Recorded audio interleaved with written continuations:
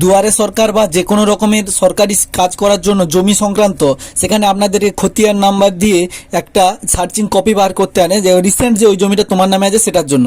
তার জন্য কি করতে হবে, তোমাদেরকে প্রথমে মোবাইলের প্লে স্টোর থেকে একটা অ্যাপস ইনস্টল করতে হবে, যেটার নাম হচ্ছে বাংলা ভূমি। ঠিক আছে, বাংলার জমির তথ্য বলে তোমরা সার্চ করে এই অ্যাপসটা দেখতে পাচ্ছ।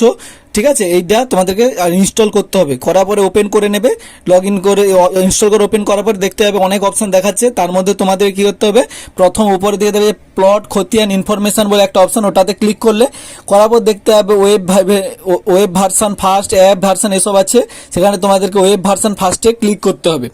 তারপর তোমাদেরকে দেখতে হবে তোমাদের জেলা সিলেক্ট করতে হবে, পশ্চিমবঙ্গের মধ্যে কোন জেলা তোমাদের, সেই জেলাটা তোমরা খুঁজে খুঁজে তোমার জেলাটা সিলেক্ট করলে। তারপরে ব্লকটা কি সিলেক্ট করলে, তারপরে তোমার মৌজা অর্থাৎ তোমার গ্রামটাকে কিন্তু মৌজা বলে, এটা অনেকে জানে না, সেই কারণে বলছি। তোমার গ্রামটার নাম তোমরা খুঁজে খুঁজে এখান থেকে পেয়ে যাবে, যখন সিলেক্ট করবে ওখান থেকে তোমাদেরকে তোমাদের গ্রামটার নামটাকে সিলেক্ট করে নিতে হবে। গ্রামটার নাম সিলেক্ট করতে উপর নিচ করে ভালো করে সিলেক্ট করে নিলে গ্রামটার নাম সিলেক্ট করার পরে তোমরা নিচের দিকে দেখতে পাবে যে রেকর্ড ল্যাঙ্গুয়েজ, তোমরা যে ল্যাঙ্গুয়েজ ভাষা ইংলিশে দিতে চাইছো, সংস্কৃত, সব রকম ভাষা আছে, তোমরা এখানে বাংলা বা কি ভাষায় বাংলা করে সাবমিট করলে, করার পর তোমাদের সামনে আবার একটা পেজ খুলে গেল, যেখানে তোমাদের খতিয়ান নাম্বার বা দাগ নাম্বার তোমরা যে কোনো একটা দিয়ে তোমার এটা দেখতে পারো। খতিয়ান নাম্বার আমি একটা দিয়ে দিচ্ছি, দিয়ে সার্চ করলে দেখতে পাচ্ছ এই মুহূর্তে স্ক্রিনের উপরে তোমাদের সামনে একটা যে সার্চিং কপি চলে এসেছে, একেবারে জেনুইন সার্চিং কপি। এই সার্চিং কপিটা তোমাদেরকে কি করতে হবে, ডাউনলোড করে, এখান থেকে দেখাচ্ছি ডাউনলোডটা কিভাবে করবে।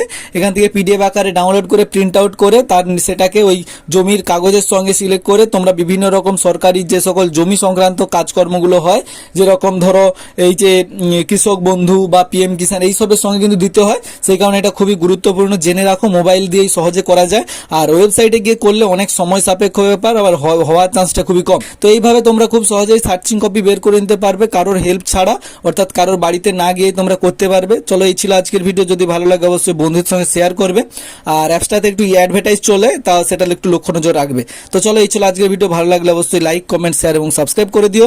তো চলো, দেখা হচ্ছে নতুন একটি ভিডিও নিয়ে। ভালো থাকো, সুস্থ থাকো, ততক্ষণ সতর্ক থাকো।